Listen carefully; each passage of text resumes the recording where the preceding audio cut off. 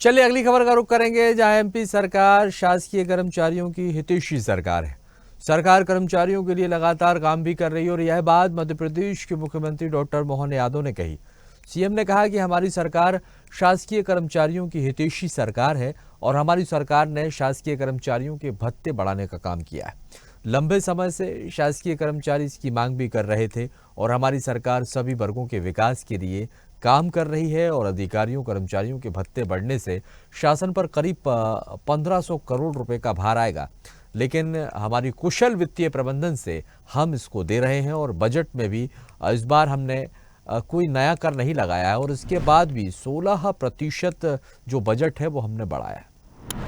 मुझे बात की प्रसन्नता है कि जब हम जनहितैषी कामों को आगे लेकर चल रहे हैं, विकास के पैमाने के नए नए कीर्तिमान बना रहे हैं, तो हमारे इस काम के जो मूल आधार अधिकारी कर्मचारी सभी बंधुओं के लिए भी हमने पुराने 9 साल 10 साल 15 साल पुराने जो खास करके भत्तों की राशि बढ़ाने का जो बड़ा निर्णय था, मुझे इस बात की प्रसन्नता है कि हमने इस तरह सामने भी इसी बजट में इस बात की गुंजाइश दी है और इसके माध्यम से लगभग 1500 करोड़ रुपया साल का व्ययभार हम पे बढ़ेगा। लेकिन कुशल वित्तीय प्रबंधन के बलबूते पर हम अपने अधिकारी कर्मचारियों का भी